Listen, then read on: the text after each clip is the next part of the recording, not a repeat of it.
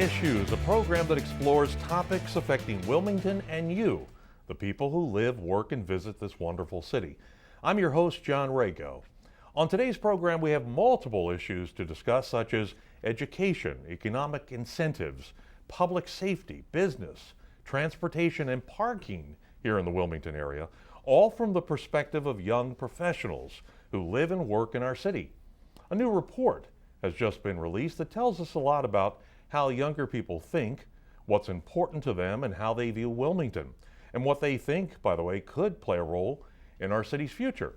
So joining us today on the show are Sophia Tarabicos from Tarabicos and Grosso LLP, Alfred Lance from the Wilmington Renaissance Corporation, Breanna Hansen from the INWilmington campaign, INWilmingtonDE.com, and Andrew Truscott from the Delaware Theater Company. I want to thank you all so much for being with us, and welcome.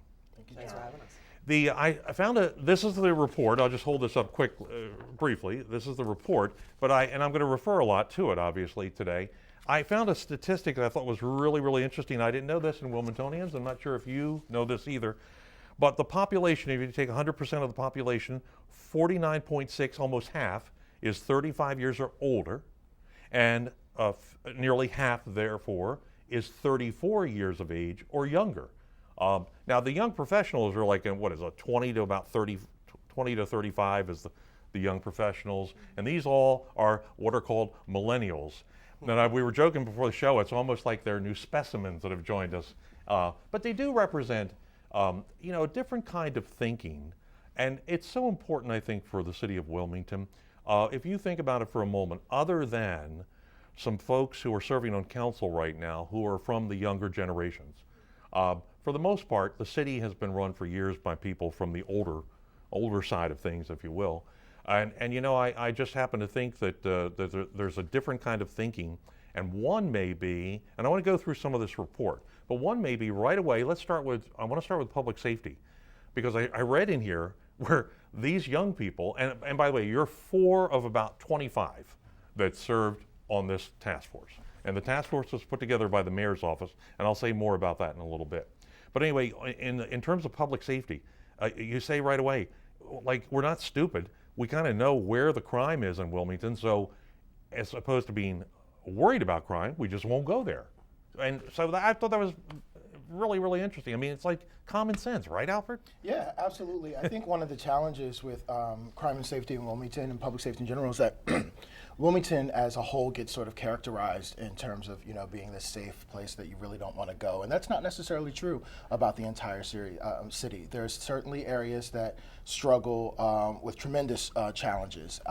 But that's not true for all of the city. And I think it's really important when you're in any city, whether it's Wilmington, a small city like this, or a larger city, that you know and are aware of your surroundings. So, I personally don't think that it's much of an issue when it comes to going out, socializing in the city. And that doesn't matter. I mean, it doesn't matter if I'm talking downtown or areas on the west side of the riverfront and things like that.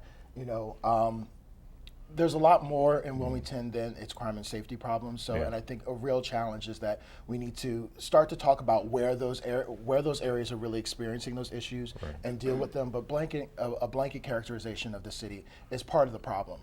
All right, now this is going to, being a child of the 60s, and as I say, I'm like a leftover hippie type guy.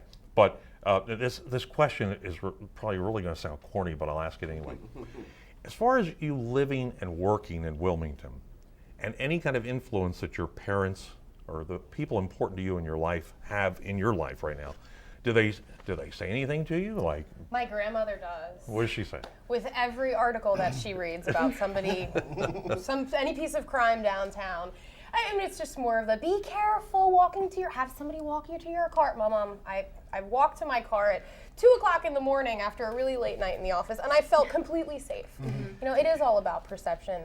Alfred and I both live or have lived in areas of town that are really, really close to the dangerous parts. We know firsthand what it's like to experience that right out on your doorstep. Mm-hmm. By no means am I saying that's a great thing. There's a lot of work that needs to be done, but when you're talking about the downtown district and the Charlie Square areas, riverfront places where we are going out and having fun and where we spend our work days, it's not an issue. Yeah. And it's just about the perception. And I want folks at home to understand, I'm not trying to minimize the crime issue with we're having a little bit of a light discussion about it. Right. And we're not trying to minimize it. It's just, if you're around City Hall for any length of time as I've been, and I run into young people a lot, they say, what's the buzz all about here? And that's why I thought it'd be interesting to have a show like this, because young people kind of know how to deal with things a little bit differently than the older people do. I mean, older people are more set in their ways and so on and so forth.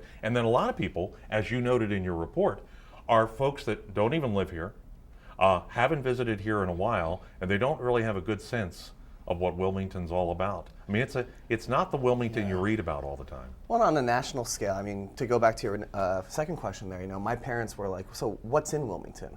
Because all they hear about really is, on a national basis in Bethlehem, Pennsylvania, is the crime and the negative things that come out of Wilmington. When you live in Wilmington, you start hearing those positive stories, hearing how the arts are touching people, hearing how education is surging. And so it's really important sometimes that those stories get boosted on a more national basis and not just within Wilmington. Because we know these things, but it's more important that other people externally become aware. No, and I think something that we discussed extensively is the need for the city to brand the fun and interesting and artsy neighborhoods so that when Wilmington's discussed on a national or quasi-national basis, people understand where the crime is happening and where the exciting things are happening and where people like us live and work and play. Yeah. You may ask yourself, and I, why do we focus sometimes on these young professionals, or what they think? Why is it important? Well, be very honest with you. You all represent something to the economy, which is money. You have, not that you're all rich. I was going to say money because we don't have much of it. But. Well, they can all speak for themselves. And tell us how rich they That's are. what we do with it, though. It's important. Well, we do spend it. What you do with it, and I got a kick out of Mayor Jim Baker, our former mayor, and he would say, I love the young people, and he said the young people they're not afraid of anything. They come in town, they spend all their money, but it is what you do, and that's important for Wilmington. And we asked the question at the top of the show: why is it what you think important and what you do important for Wilmington? You represent part of our future. Or maybe a big part of our future. Sure. In terms of housing. You went through, the report goes through some very interesting questions. Let's start with the city's strengths. So give me some of our strengths. Okay. Well, for me, for example, just this past weekend, I spent the entire weekend going to the Contemporary Arts Museum, the Delaware Arts Museum, walking through the riverfront. Even though it was a little chilly, it was just a gorgeous weekend, and I appreciate these small recreational areas that are either free or inexpensive. And Wilmington especially, has quite a lot to offer in terms of the arts, frankly. Mm-hmm. Okay, so the arts. We do. We're, I think, very proud of our arts, entertainment scene, and so on. Yet your report does note there needs to be, I think you asked for more. You want more, or you use the term, there's a term in here, crown jewel. Mm-hmm. There's something, that meant to me there was something missing. Well, and I think there's a request here to really embrace what's already in the city. So instead of trying to create new initiatives or new big events, let's embrace what's already here and really help boost that up so that people become aware of what's in Wilmington. Delaware Theater Company has been around for 36 years, but I still have people going, we never knew you were here. Yeah. And so as a city as a whole, let's really embrace those things that make us special and make us unique as a destination. And then we might see some more external or some people from Pennsylvania and Delaware and Maryland really embracing what's here and decide to come here as a destination. Yeah, I also think in terms of that programming, it's really important to think about what appeals to young people. Yep. So I think we have definitely lots of arts and entertainment in the city of Wilmington. And I think if you're interested in symphony and opera and things like that, you can definitely find your place.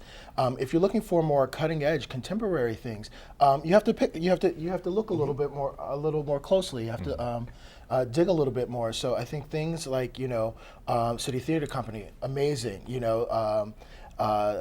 festivals like the Fringe Festival that brings avant-garde and cutting-edge theater and performance art, film, and things like that. Those are really important, and to the extent that we can make sure that, you know, those cutting-edge and really avant-garde and really sometimes edgy, you know, arts and entertainment that can attract young people is something that's available all the time. I think that's going to be really important as well. The other thing you mentioned in the report is the fact that, I mean, in terms of one of the attractions here are the jobs. I mean, you're all here working in our city, and that's the other thing that I think you're saying to the mayor in this report, that's what the city administration and the council, all of us who are responsible, have to work on, are the jobs. It brings more of you into the city. Absolutely. One of the things, if I can share from some of the folks that are not here today, one thing that was really loud was that Wilmington provides the opportunity for young people to get in at leadership positions and have an impact in a way that they couldn't in a larger market. And I think that is true in a cross-sector manner, whether you're working at, you know, in the corporate world or the nonprofit world. Because of Wilmington's size, you really have the opportunity to make an impact. And I think if we really communicate that opportunity that young people have to get amazing professional experience that they maybe otherwise would not have in a larger city, that could be a source of attraction as well and a real draw for. Yeah, actually, that's a very interesting point. We call it footprint. Sometimes people will say, "Why aren't you doing this like they do in Philly?" Well, you know, Philly has it's a different size city and has a larger footprint. And a lot of times, things that happen here in Wilmington are amplified because we have a smaller city. Absolutely. You know, and like Breanna mentioned this when your grandmother, you know, will warn you about. Well, in Philly, you know, you may have a bad neighborhood over here, but it's, you know, 8 blocks, 10 blocks away from the downtown. Here, it's a block away from the downtown. So, well, I think it's important to remember that Wilmington is not Philadelphia. Wilmington is not Washington, D.C. And the more we attempt to copy or replicate that, it's going to fail. We have to find what makes Wilmington special and unique and embrace that, and that's what will make Wilmington Wilmington. And that's when people will say, well, we want to copy what Wilmington has. And until we really embrace that, we're just going to kind of be grasping at straws a little bit. yeah, this will be no surprise to those watching, but one of the weaknesses you point out in the report would be parking. It's like we struggle with parking here in the city of Wilmington. And it's funny because there's two sides to that debate. There are those of us who like cringe when we hear that parking is an issue. Because if you do compare us for a second to a larger city, you're not going to a show in Philadelphia and parking within 3 blocks for free Thank you. evenings and weekends. You're not doing it. You're paying $16 for a garage. Or you're walking 20 blocks. But I boast that so hard to my subscribers. I'm like, it's free parking. Come on down. Seriously. But that's a real issue, though. I mean, it depends on what side of sort of the experience you're on. Living in the city of Wilmington, and when I hear people talk about, you know, parking as an issue, I'm like, are you kidding? All right, now look, Seriously. just hold that thought for a minute. We'll come back and we'll talk about parking. We'll also talk about something I saw in the report, which said that the supermarkets that we have in Trolley Square and the riverfront right now are not enough. And so there's a little bit of a contradiction here in this report. On the one hand, I think people should get up off your duff and walk. And on the other hand, though, you're saying, well, maybe there needs to be more because they're too far away. So we'll come back and talk about all this stuff because these folks are part of the future of the city of Wilmington. It's, I think, wonderful to hear their thoughts. We will continue with issues in just a moment.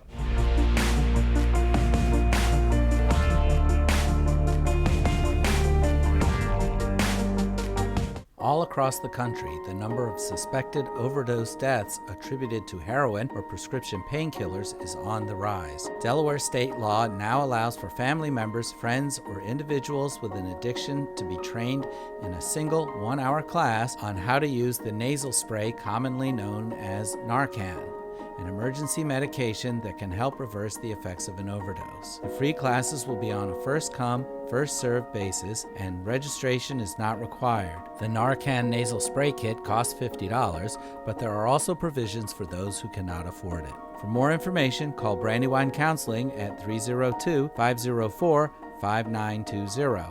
You can also visit www.helpisherede.com.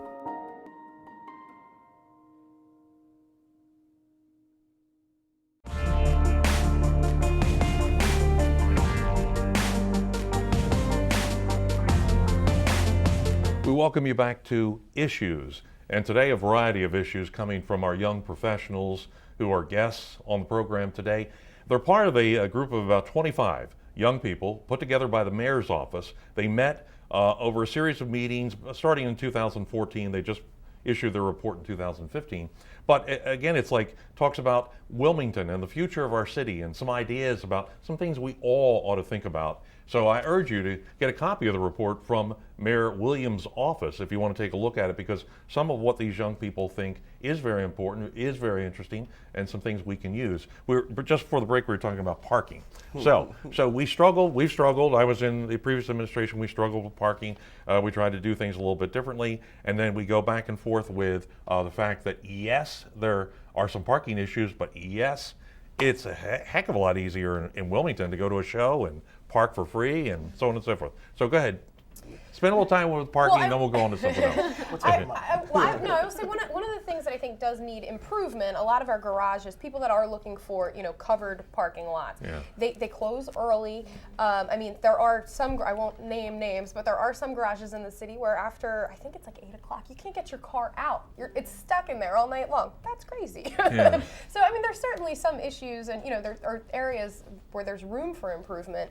But to sit there and say that parking is a huge issue downtown, I think anybody that is downtown on a regular basis would completely disagree. Okay. I mean, it also depends on the time of day we're talking. So for the employee, so the work day, when you've got the influx of, I don't know, I've heard as many as 40,000 people coming into the city during the daytime, that is a different experience than the nighttime. And I think there are some serious challenges that we need to figure out there. But just, tearing down buildings and putting up more surface lots really contributes to some of the lack of vibrancy and things like that that we're trying to fight in the city of Wilmington. So I think it does need to be a very creative response that figures out how do we get people to utilize transit more, how do we enhance transit services so that it's easier and more attractive to people, and then how do we get some of those folks who are driving in the city living downtown and living in our neighborhoods so they can walk and catch the bus and things like that, or bike. But you also warned against, and this is very interesting because I'm not going to go into the whole issue, it's a very kind of volatile issue with some folks, the DART, what people consider Rodney Square, which is like a bus hub. And that, that's not a bus hub. It's really our public square. It's our main public, but it's a bus hub. It's a bus hub. And there's a big struggle. And now, actually, there's a group that's been working on this issue for a while to try to get more of those buses off. But what's interesting is then you get into the consumer who will say, and especially those who are either have some form of handicap or something like that, will say, hey, we need that. We can't walk a few blocks over here and catch a bus. Now, your report also mentions, let me see if I can find it real quick. Oh, pedestrian foot traffic. You lament the fact that we don't have lots of people walking the streets, which means public safety, by the way.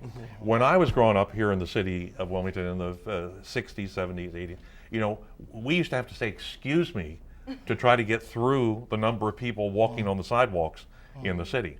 That's what you're trying to get back to. Yes, definitely. And just speaking from personal experience, having lived in other cities, and as a single woman, I spend a lot of time by myself in the city.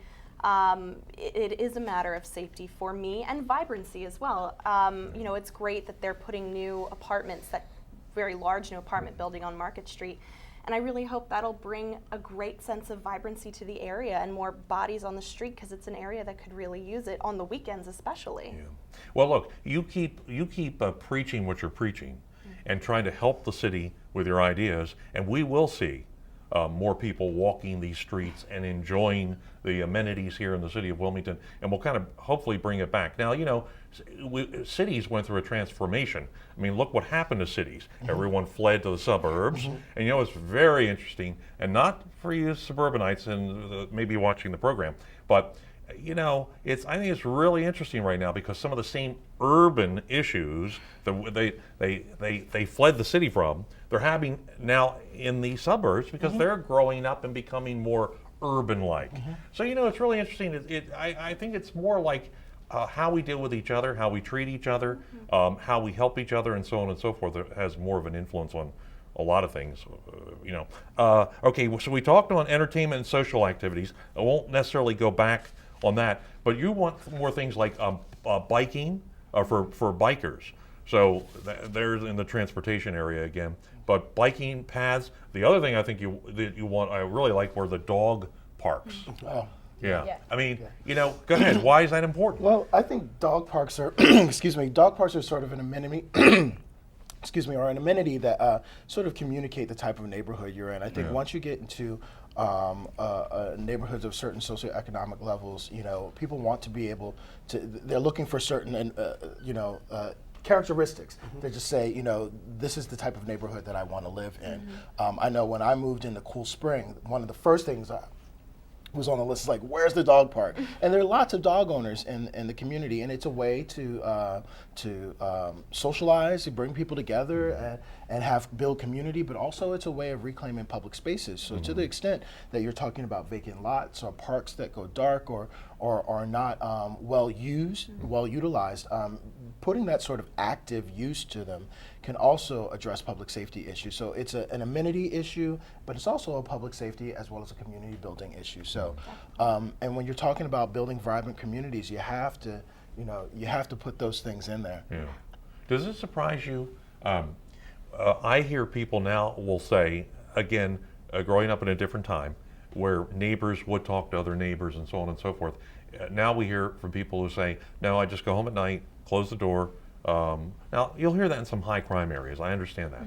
But others seem to have that lifestyle. Now, I don't know if that means we're going home to get on our devices or what we're doing. Does that, you're talking about, you just said the dog park is an idea of socializing. And how do we get us to socialize a little my more? parents, so when I first moved, my partner and I first moved into our neighborhood, our neighborhood does progressive dinners. So you hop from one house to house to house. Someone does cocktails, someone does appetizers, someone's does soup and salad. You have the main course at someone else's house. And my parents that live in the suburbs came and they did the whole thing with us, and they're like, oh my God, you talk to your neighbors? they like each other and such. So there's a quality of life that exists in Wilmington communities, and it's not just neighborhoods of a certain economic status. I think it's all across, actually, in the city of Wilmington. It's not talked about a lot, and because we don't really have a great platform to highlight that. But people do like to interact. The reason I moved into my neighborhood is one art loop night, the neighbors were bouncing back and forth between art galleries in their neighborhood, drinking wine, having the kids were out looking at the art. And I was like, seriously, is this what this is about? I'm moving in. It's funny, it's listening to you talk about different things that you've experienced and how you feel about the city.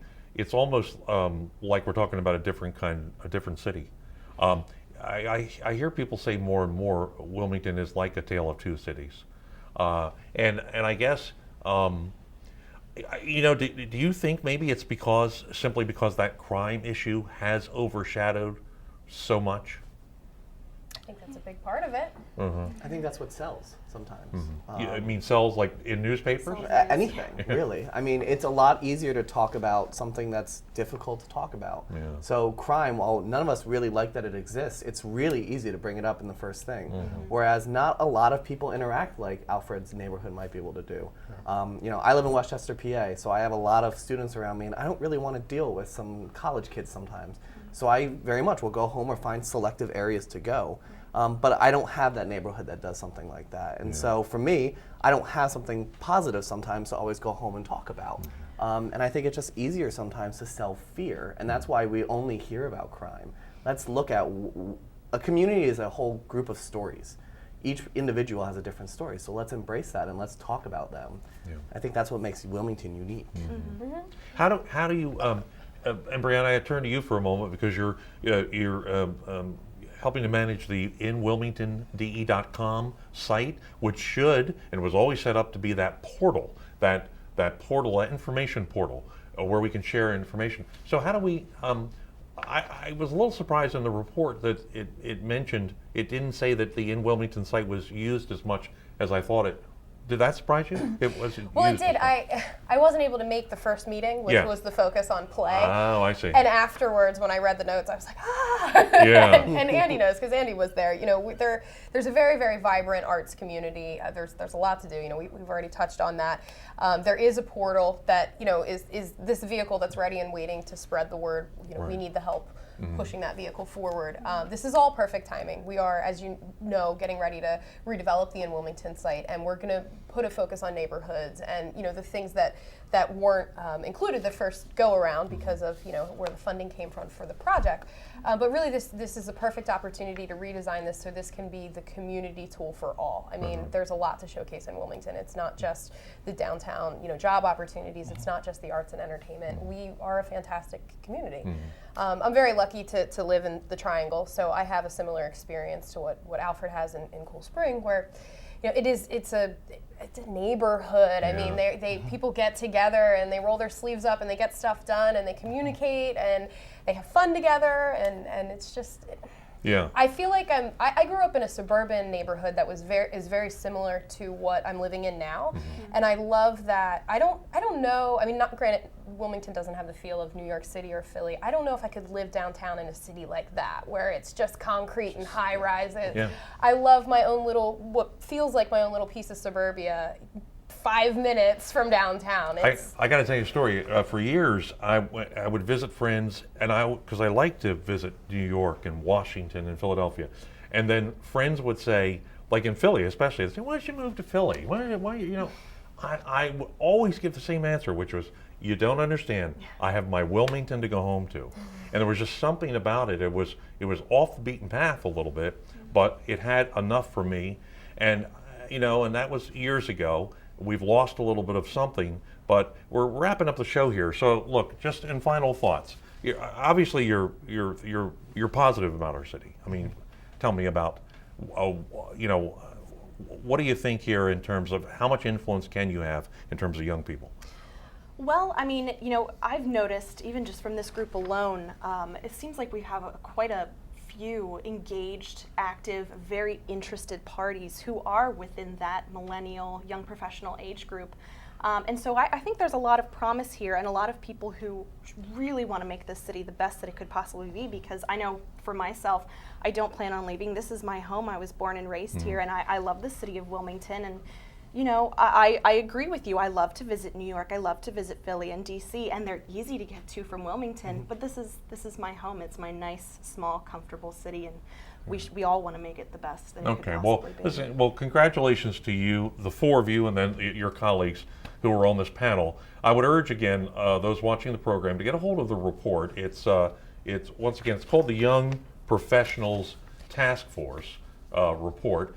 We didn't get into things like some incentives that you had suggested for those who have student debt to maybe help students pay down their debt and then buy a home here in the city as an incentive. So there's lots more here, and maybe we'll have you back again, and actually it would be fun to kind of follow the progress and see if some of the things you suggested are adopted, huh? Oh, definitely. I mean, it's already walking away. I should say running. It's already running. Yeah. So there'll be a lot to talk about. All right. Well, I appreciate your time. Thank you so Thank much for you. being Glad here. to be here. We thank all of you for being with us here on Issues, and we'll see you the next time.